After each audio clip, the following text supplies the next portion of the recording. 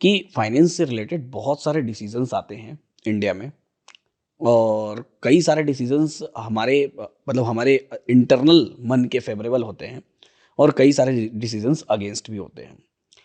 तो हम कैसे उसको रिएक्ट करना चाहिए, हमको कैसे रिएक्ट, आप कैसे रिएक्ट करते हैं इन डिसीजंस को? सपोज करिए कोई ऐसा डिसीजन आया जो आपको एकदम पसंद ही नहीं आया, एकदम सुबह न्यूज़पेपर पढ़े या न्यूज़ देखा और बोले कि अरे ये क्या है? मैं आपसे इस पे रिवर्स क्वेश्चन पूछूं कि आप रिएक्ट करके भी कर क्या लोगे? कुछ नहीं। तो अपनी मन की शांति क्यों खराब करेंगे? देखिए, हम लोग रिस्क में भी पढ़ाते हैं कंट्रोलेबल रिस्क और अनकंट्रोलेबल रिस्क।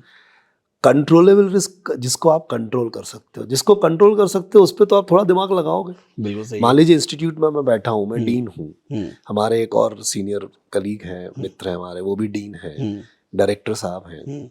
इंस्टीट्यूट का कोई डिसीजन किसी भी लेवल पे लिया गया और हमें लगता है ये इंस्टीट्यूट के लिए ठीक नहीं है या इसमें कुछ और, तो हम बैठ के डिस्कस कर सकते हैं, क्योंकि ये हमारे कंट्रोल में, हम उसको चेंज कर सकते हैं अगर सारे लेवल पे सब लोग एग्री हो जाते हैं तो प्रयास कर सकते हैं ना।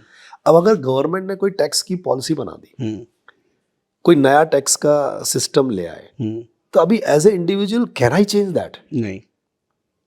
तो फिर दो ही चीज़ है, आप पब्लिक लिटिगेशन जाइए, आप PIL फाइल करिए गवर्नमेंट के खिलाफ, तो वो भी एक्टिविस्ट है हमारे पास, तो उधर पे रिएक्शन का तरीका दूसरा है।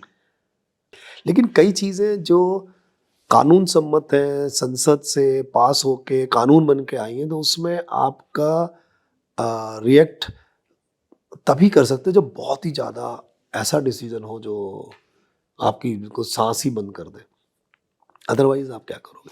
सो रिएक्ट होता है, अच्छा लगता है, बुरा लगता है, बहुत ख़राब लगता है। जिन चीज़ों में कुछ कर सकते हो उसमें प्लान करना चाहिए।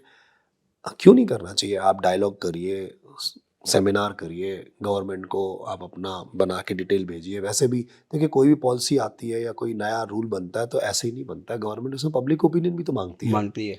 तो पब्लिक ओपिनियन के टाइम पे आप बोलो ना, तब सरकार पूछ रही है ना बहुत आपसे। सारे कंसल्टेशन पेपर्स भी आते और हैं। जहां आपसे नहीं पूछा जाता है, जहां पे गवर्नमेंट के पास राइट है रूल बनाने का, तो वहां पे आप अपना विरोध दर्ज कर सकते हो, पर एक पॉइंट के ज्यादा आप कुछ कर नहीं सकते।